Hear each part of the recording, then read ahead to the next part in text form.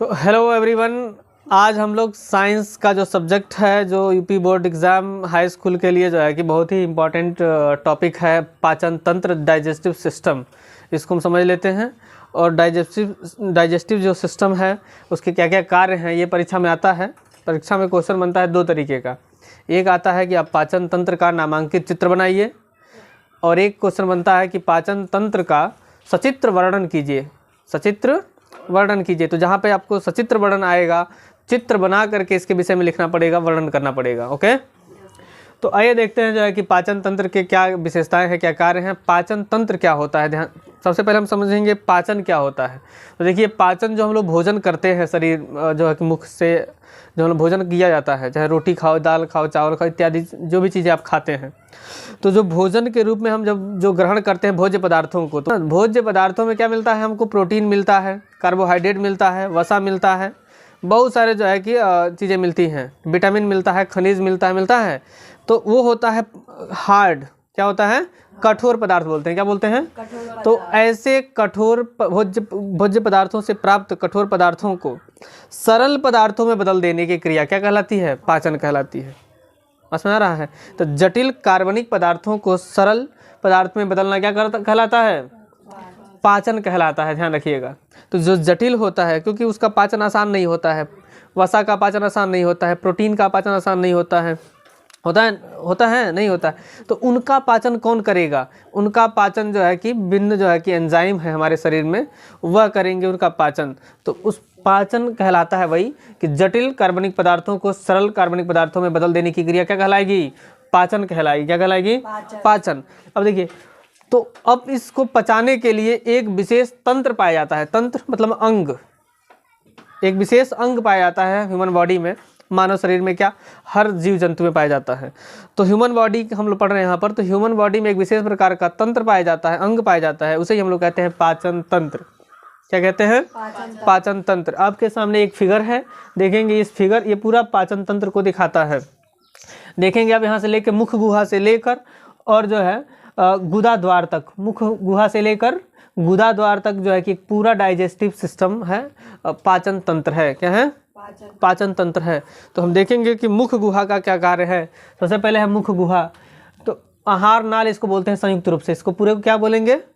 संयुक्त रूप से पूरा को बोलते हैं आहार नाल। आहार नाल की लंबाई 8 से 10 मीटर होती है। 8 से 10 मीटर होती है। किसी में 8 मीटर होगा, किसी में 8.25 हो जाएगा, किसी में 9 भी हो सकता है, किसी में 10। तो इस तरह से 8 से 10 कह दिया गया है। 8 से 10 मीटर इसकी लंबाई, टोटल लंबाई होती है। और शुरुआत अगर हम देखेंगे तो सबसे पहले होता है मुख गुहा। क्या होता है? मुख गुहा। हाँ, तो मुख गुहा जो है ना, इसमें होता है जीभ और इसमें होता है दांत। इसमें क्या होता है? हम मुख्य रूप से यही जो दो चीज़ पढ़ाया जाता है, जिह्वा और दंत, ठीक है ना। तो मुख गुहा में होता है जीभ। जीभ का काम क्या है? जीभ जो है क्या करता है, लार छोड़ता है, ठीक है ना, और वो लार क्या करता है, भोजन में मिलाता है। भोजन में मिला करके उसको पचाने में मदद करता है, सहायता करता है। तो भोजन को पचाने में सहायता कौन करेगा? लार। और वो कहाँ से मिलेगा? हमसे जिह्वा से। लार ग्रंथियाँ 3 जोड़ी क्या पाई जाती हैं? लार ग्रंथियाँ पाई जाती हैं, 3 जोड़ी। याद करने का तरीका मैं देखो बता आपको। 3 जोड़ी लार ग्रंथियाँ, वो कैसे याद होगा? एक तो होता है, देखिए यहाँ पे होता है अधोहनु। क्या बोलते हैं जी? अधोहनु। अधोहनु, ठीक है ना। एक होता है जिह्वा के नीचे, अधो जिह्वा। क्या बोलते हैं? अधो जिह्वा। एक होता है कान के पहले, यहाँ पर कर्ण पूर्व। क्या होता है? कर्ण पूर्व। 3 तरह की ग्रंथियाँ पाई जाती है, लार ग्रंथियाँ। अभी हम उसको जब ग्रंथि पढ़ाएंगे, ग्लैंड्स, उसमें डिटेल में बताएंगे उसके विषय में। ओके, तो यहाँ पर आप देख लेंगे 3 जोड़ी लार ग्रंथियाँ पाई जाती हैं। क्वेश्चन 1 नंबर में क्वेश्चन ये बन जाता है कि कितनी जोड़ी लार ग्रंथियाँ पाई जाती हैं मानव बॉडी में, ह्यूमन बॉडी में, ठीक ना। तो ये जो जिह्वा है उसमें लार छोड़ता है, भोजन को मिलाया, चिकना बनाया, ठीक है ना। पाचन तो यहीं से शुरू हो जाता है, भोजन का पाचन मुख से ही शुरू हो जाता है, ध्यान रखें इस बात को।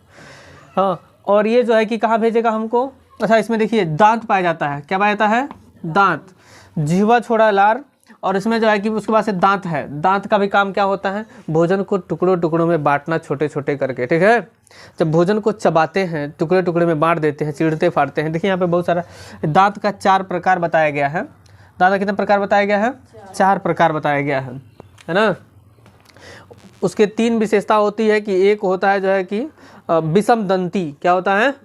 विषम दंती। विषम दंती 4 भागों में उसको बांटा जाता है। एक होता है कृंतक, रदनक, अग्रचवर्णक और चवर्णक। हाँ, एक होता है कृंतक, एक होता है रदनक, और एक होता है अग्रचवर्णक, और एक होता है चवर्णक। अब देखिए दांतों की क्या होती है, कुछ विशेषताएं होती हैं। दांतों क्या होती हैं? जैसे अगला वाला जो 2 दांत है ना, देखिए ये जो है, देखिए आगे वाला जो दांत है ये नुकीला होता है, चपटा होता है। नुकीला होता है और क्या होता है? चपटा होता है ना। तो उनको हम क्या बोलते हैं जी? उनको हम बोलेंगे चपटे और धारदार नुकीले होने के कारण भोजन को क्या करता है? काटता है, कुतरता है ना, छोटे छोटे टुकड़े मार देता है। और ये जो है कि एक जबड़ा में 4 होगा। एक जबड़ा में क्या होगा? 4।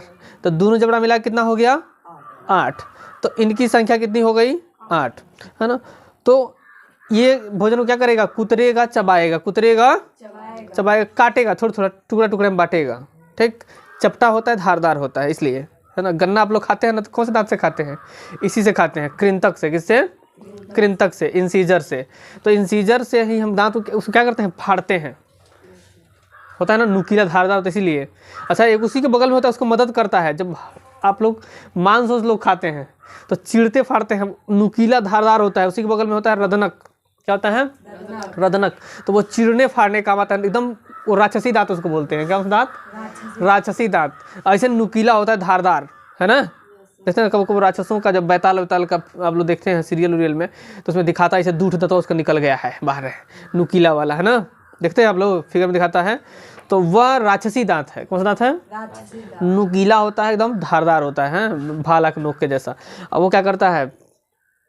मांसाहारी लोगों में बड़ा बड़ा होता है। शेर का दांत देखें, शेर का दांत कितना नुकीला वैसे ही होता है। शेर का दांत निकला होता है ऐसे ही आगे, हैं। और वो क्या करता है? फाड़ देता है इंसान को, दांत से काट के पूरा चीड़ फाड़ के खा लेता है। तो इसका काम क्या है? चीरने और फाड़ने का। किसका? रदनक का। किसका? रदनक का। फिर आता है अग्रचवर्णक। अब देखिए प्रत्येक जबड़े में रदनक कितना होगा? 2 होगा, ऊपर नीचे मिला के, है ना। तो 4 हो गया ना। इसके बाद है अग्रचवर्णक, जिसको बोलते हैं प्रीमोलर्स। क्या बोलते हैं? प्रीमोलर्स। ये भी दांत का ही एक भाग है, प्रीमोलर्स। ये क्या काम करेगा? भोजन को पीसेगा। क्या करेगा? हाँ। और इनकी प्रत्येक जबड़े में संख्या 4 होती है, नीचे ऊपर मिला के 4 और 4 8 हो गया ना। नीचे 4 ऊपर 4 हो गया, इनकी संख्या 8 हो गई। फिर होता है चवर्णक। क्या होता है? चवर्णक। इसको बोलते हैं मोलर्स। क्या बोलते हैं? हाँ, ये भी भोजन को पीसता है, जो बचा खुचा रहता है उसको पीस पास के जो है कि अंदर भेजेगा। जब मिलाएगा ना जब जीवा इसको मिलाएगा तो भोजन को जीवा मिलाकर क्या करता है? पीस उसके बराबर कर देता है, सही कर देता है। प्रत्येक जबड़े में इसकी संख्या 6 होती है। कितनी होती है? 6 होती है। तो 6 दूने कितना हो गया? 12। तो 8 जोड़िए, 8 4 8 12 कितना हो गया जी? 8 4 12, 12 8 20, 20 10 30 2 32। तो कुल मिलाकर के 32 दांत होते हैं। कितने होते हैं? 32 दांत। दंती कितने भाग हैं? 4 भाग। इसके अलावा जो है कि गर्त दंती भी होता है और द्विबार दंती भी होता है। तो क्वेश्चन ये परीक्षा में आया हुआ है कि द्विबार दंती कितने होते हैं? द्विबार दंती समझते हैं कैसे? इतने दांत होते हैं जो 2 बार उगते हैं। 2 बार उगते हैं। तो 2 बार उगने वाले दांतों की संख्या 20 होती है। लिखिए, जिसको हम लोग दूध का दांत भी बोलते हैं। क्या बोलते हैं? दूध का दांत। आपसे पूछा जाएगा दूध का दांत कितना होता है? 20। कहाँ लिख दीजिए? कहीं लिख दीजिए, ऊपर नीचे कहीं। दूध का दांत, दूध का दांत कितना होता है जी? 20, 20 होता है। ये परीक्षा में पूछा गया है ना। इसको द्विबार दंती बोलते हैं। क्या बोलते हैं? द्विबार दंती। मतलब एक बार टूट के फिर उग जाता है, टूट के एक बार क्या होता है? फिर उगता है। ये 20 होते हैं। 20 इसको हम बोलते हैं 20 को अस्थाई दांत या दूध के दांत या अस्थाई दांत। बाकी जो दांत होते हैं ना, जो उग जाते हैं तो अस्थाई दांत हो जाते हैं 32। बाद में ये उग के पूरा मिला के 32 हो जाता है अस्थाई दांत, है ना। हाँ, तो ये 20 अस्थाई हो जाते हैं। इसके बाद से हम देखेंगे दांत हो गया। इसके बाद से जो है कि बी नंबर पे आएंगे, देखेंगे। पहला नंबर पे हो गया मुख और मुख गुहा। यह भेजेगा कहाँ पे? भोजन को चबा करके ग्रसनी में। कहाँ भेजेगा? ग्रसनी में। ओएसोफोगस बोलते हैं। क्या बोलते हैं? ओएसोफोगस इंग्लिश में बोलते हैं। इसको ग्रसनी कहा जाता है। ये वाला देखिए, ये वाला पाइप दिख रहे हैं ना आप, नली, ये नली है ग्रसनी। क्या है? ग्रसनी, ग्रसिका। हाँ, इसको ओएसोफोगस बोलते हैं। क्या बोलते हैं? ओएसोफोगस। ये भोजन को क्या करता है, ये बहुत अल्प मात्रा में भोजन को पचाता है और ये जो है कि इसमें होता है संकुचनशील। हाँ, ये भोजन को ढकेल करके कहाँ ले जाएगा, पहुँचाएगा, ये पहुँचाएगा आपका स्टमक में। कहाँ पे, स्टमक में। इसको बोलते हैं अमाशय। क्या बोलते हैं, अमाशय। ये अमाशय में पहुँचाएगा भोजन को, ये रहा अमाशय, है ना। अमाशय जो है इंग्लिश के जे आकार का होता है और अमाशय देखेंगे बहुत बड़ी एक थैली होती है, इसको हम लोग सामान्य भाषा में पेट भी कहते हैं। भोजन यहाँ पर ही जा करके क्या करता है, ज़्यादातर यहाँ पे जो है कि लगभग 2 से 4 घंटे तक भोजन यहाँ पे रहता है, उसका पाचन होता है। तो आधे से ज़्यादा पाचन यहीं पे मान के चलिए हो जाता है। और ये अमाशयी रस स्रावित करता है। कौन सा, हाँ, यहाँ पे जठर ग्रंथियाँ होती हैं और जठर ग्रंथियों से जठर रस, अमाशयी रस को क्या बोलते हैं, जठर रस, है ना। जठर रस स्रावित करता है जो कि एक पाचक रस होता है, जो कि भोजन को क्या करता है, पचाने में मदद करता है।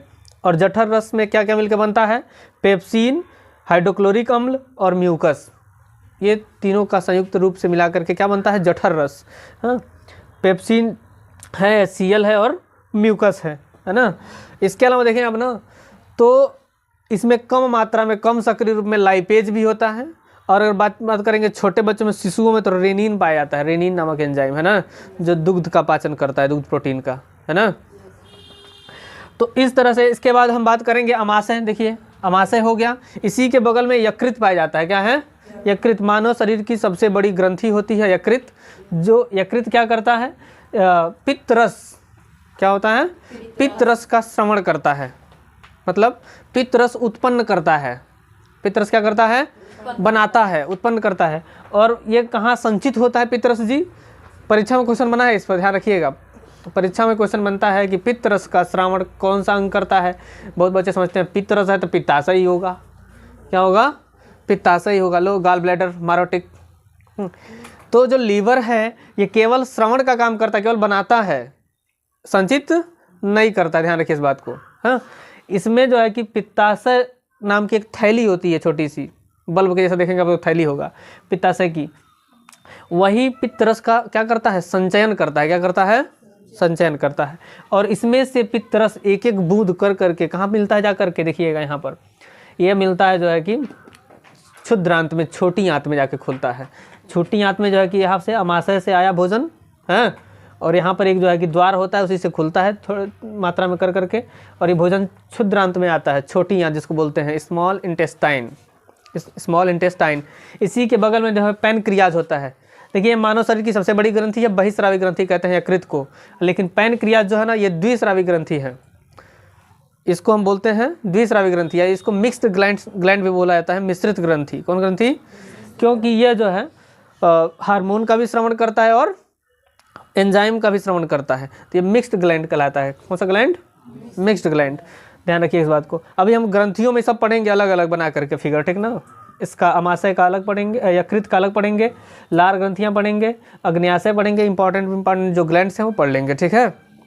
हाँ, यहाँ पे आए देखिए, इसके नीचे जो है बात करेंगे, ये रहा अमाशय और ये हो गया क्या, यकृत, मानव शरीर की सबसे बड़ी ग्रंथि। इसके बाद से जो है कि हम लोग पढ़ लिए अग्न्याशय। हाँ, अग्न्याशय कौन सा ग्रंथि है, मिक्स्ड ग्लैंड है, मिश्रित ग्रंथियाँ हैं। और देखिए उसके बाद से आता है छोटी आंत। कौन आता है, छोटी आंत। देखिए छोटी आंत पतली एक नली होती है, कुंडलित, बहुत अत्यधिक कुंडलित होती है, मतलब घुमाओ ऐसे, जैसे सांप कुंडली मार के बैठता है ना, वैसे ये कुंडली मार कर जो है कि बैठा है। और लगभग ये 6 मीटर लंबी होती है, 5 से 6 मीटर लंबी, 5 से 6 मीटर लंबी होती है। ये जो है कि छोटी आंत कहलाती है। क्या कहलाती है, और छोटी आंत कहाँ खुलती है जी, बड़ी आंत में जाके खुलती है ना। यहाँ भी भोजन का पाचन होता रहता है और ये जाके बड़ी आंत में खुलती है। बड़ी आंत की लंबाई लगभग 1.5 मीटर होती है। कितनी होती है, 1.5 मीटर लंबी होती है बड़ी आंत। लार्ज इंटेस्टाइन बोलते हैं इसको, और इसको स्मॉल इंटेस्टाइन बोलते हैं, है ना। और देखिए इसके बाद से जो है कि ये जो होता है लार्ज इंटेस्टाइन क्या करता है, जो ऐसे भोजन है उस भोजन के जो जल का अवशोषण कर लेता है। जल का क्या करता है, अवशोषण कर लेता है। बाकी जो है अपाच्य पदार्थ को क्या करता है, ये गुदा द्वार से बाहर निकाल देता है। क्या करता है, गुदा द्वार से बाहर निकालता है। और इसमें इसका एक और भाग कोलन भी कहलाता है, इसी में होता है, पतली सी दिखिएगा यहाँ पे परिशिष्टिका है ना, कोलन है। तो कुल मिलाकर के ये था पाचन तंत्र, डाइजेस्टिव सिस्टम। क्या था? डाइजेस्टिव सिस्टम, पाचन तंत्र। आपको समझ में आया होगा कि पाचन क्रियाएं कैसे होती हैं, ठीक है ना। पाचन में कौन कौन सा भाग लेता है, तो जितने भी अंग हैं सब भाग ले रहे हैं पाचन क्रिया में, है ना। तो पाचन क्रिया में सभी अंग भाग लेता है, इस कारण से इसको हम क्या बोलते हैं? पाचन तंत्र। क्या बोलते हैं? पाचन तंत्र बोलते हैं। That's all, thank you. अब आगे हम देखेंगे ग्लैंड्स अगली वीडियो में।